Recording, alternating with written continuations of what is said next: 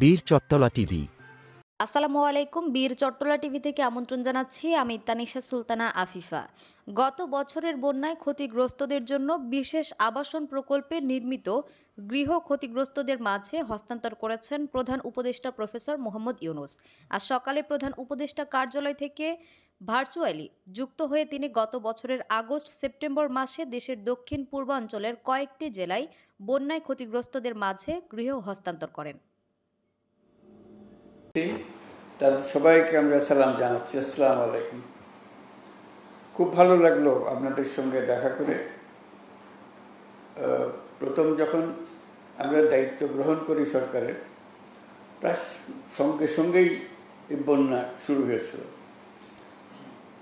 ঠিক বুঝতে পারছিলাম না এই জায়গাতে কি বন্যা হবে, কারণ এটা স্বাভাবিক বন্যা ছিল না। অন্যান্য বছরে যেসব জায়গায় বন্যা হয়, এটা সম্পূর্ণ ভিন্ন জায়গার বন্যা।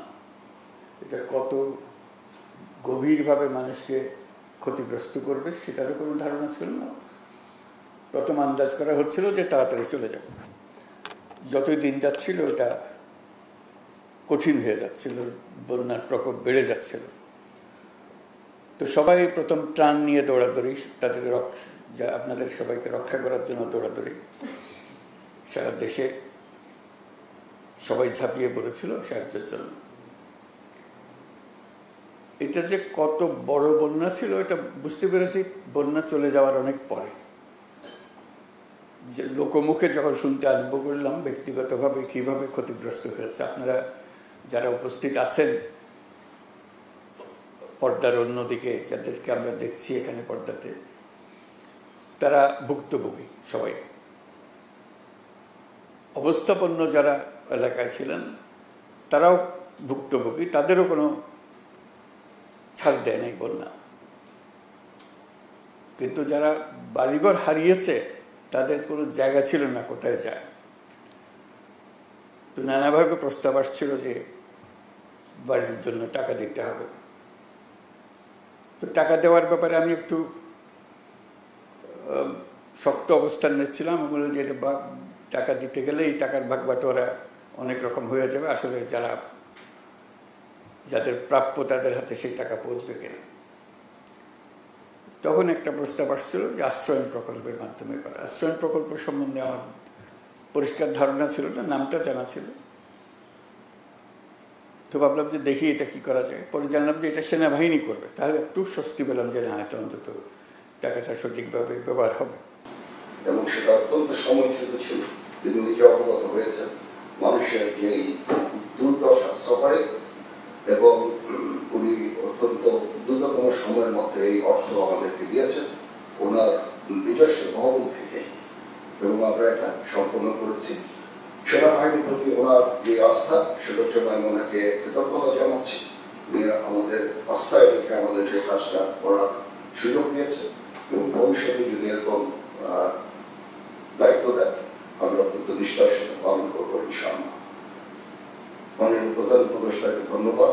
সর্বোপরি এই ৩০০ ঘরে যারা বসবাস করবেন তাদের নিরাপত্তা, সুস্বাস্থ্য, মঙ্গল কামনা করছি।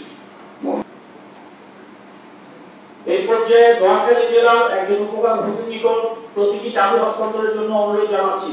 জেলা প্রশাসক নোয়াখালী।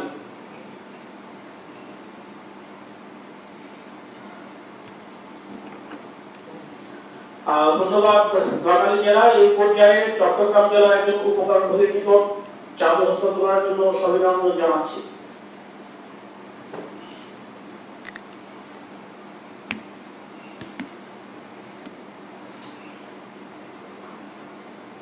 ধন্যবাদ চট্টগ্রাম জেলা। এই পর্যায়ে কুমিল্লা জেলা একজন প্রতিনিধি নিকট চাবি হস্তান্তরের জন্য অনুরোধ জানাচ্ছি।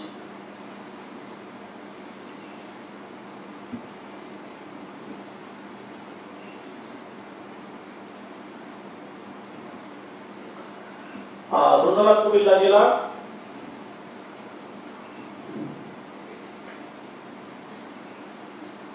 এই পর্যায়ে অনুভূতি প্রকাশের জন্য প্রথমে ফেনী জেলার একজন উপকারভোগী তার অনুভূতি প্রকাশ করবেন। জেলা প্রশাসক ফেনী।